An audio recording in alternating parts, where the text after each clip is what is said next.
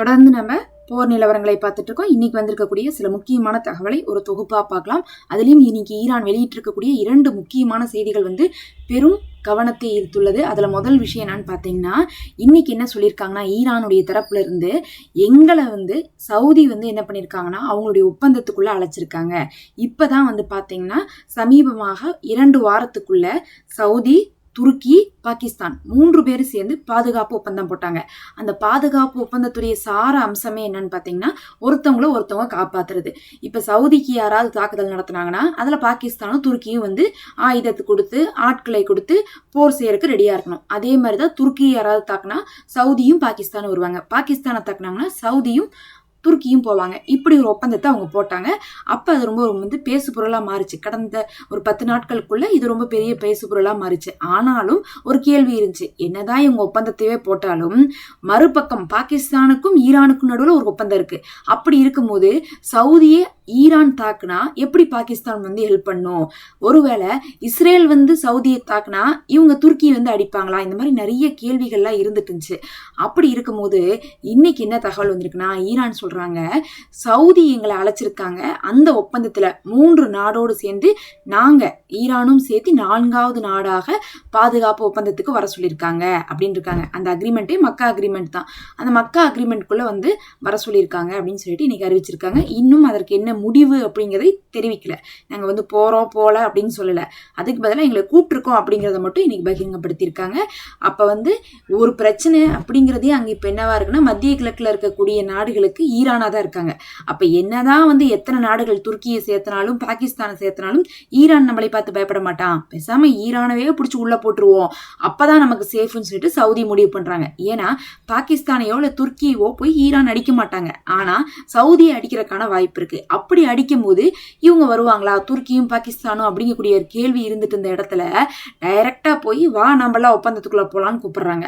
இந்த ஒப்பந்தத்துல பிளஸ் இருக்கா மைனஸ் இருக்கான்னு பார்க்கும்போது ஒரு பக்கம் பாத்தீங்கன்னா மைனஸ் என்னன்னா, சவுதியை இனி ஈரான் அடிக்க முடியாது, அந்த ஒப்பந்தத்துக்குள்ள போயிட்டான்.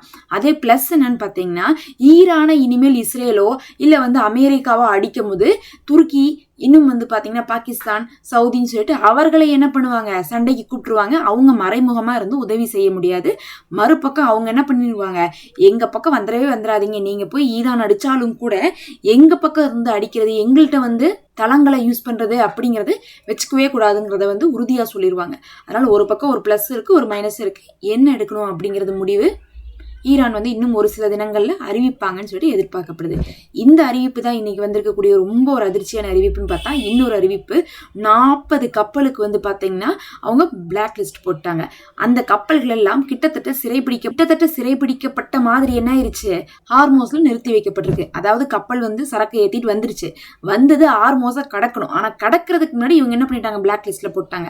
பிளாக் லிஸ்ட்ல போட்டனால என்ன ஆயிருச்சு, அதெல்லாம் கடல்லே மிதந்துட்டு இருக்கு. அதை மீறி அது வந்தா நாங்க என்ன பண்ணிடுவோம், அதை சிறை பிடிச்சிருவோம் அப்படிங்கறத ஈரான் சொல்லிட்டாங்க. அப்ப அந்த 40 கப்பலை சிறை பிடிக்கிறதுக்கு இவங்க தயாரா இருக்கிறாங்க. எப்பனா கடந்து போனா, இப்ப கடந்து போயிட்டாங்கன்னா இன்னும் கடந்து போல, அவங்க கடந்து போறதுக்காக அந்த பக்கம் வந்திருக்காங்க. ஆனா இனிமேல் நீங்க வரக்கூடாது, இந்த பக்கம் நீங்க போகவே கூடாதுன்ட்டாங்க. இது அமெரிக்காவுக்கு ரொம்ப ஷாக்கு. எங்க கையில தான் ஹார்மோஸ் இருக்கு, நாங்க சொன்னா யார் வேணா போலாம் அப்படின்னு பேசிட்டு இருந்த இடத்துல 40 கப்பலை குறிப்பிட்டு சொல்லி அவங்கள பிளாக் லிஸ்ட்ல போடுறாங்கன்னா இப்ப யார் கையில ஹார்மோஸ் இருக்கு, ஈரான் கையில தான் இருக்குது. அதே மாதிரி இனி அந்த 40 கப்பல் அந்த பக்கம் போயிட முடியுமா நம்பி இதுக்கு முன்னாடியாவது கடந்து அங்க சிலர்லாம் அமெரிக்காவுடைய பேச்சு கேட்டு அப்ப ஈரான் வான் பண்ணாங்க. வான் பண்ணதுல சிலர் பயந்து திரும்பி போனாங்க.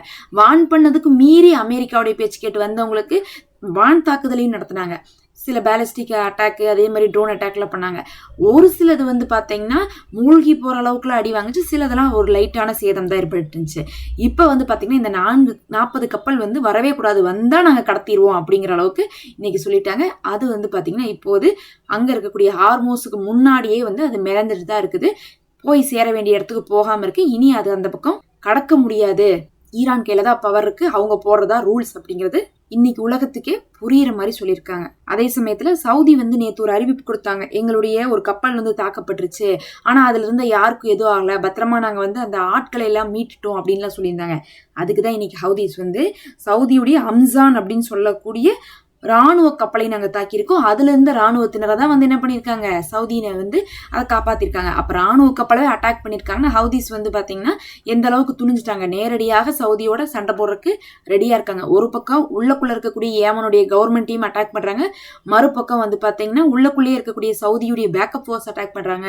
இன்னொரு பக்கம் நேரடியாக சவுதியுடைய போர்க்கப்பலுக்கெல்லாம் வந்து தாக்குதலை ஹவுதிஸ் அனுப்பியிருக்காங்க. அதுவும் வந்து பாத்தீங்கன்னா ரெட் சீலையும் ஒரு பரபரப்பான நிலைமை தான் இருந்து கொண்டிருக்கு. ரெட் சீல வந்து சவுதி வர முடியாம இருக்கு. ஹார்மோஸ்ல வந்து பாத்தீங்கன்னா அமெரிக்காவுக்கு இஸ்ரேலுக்கு போகக்கூடிய கப்பல் போக முடியாம இருக்கு. இதெல்லாம் இப்ப வந்து முக்கியமான தகவல்.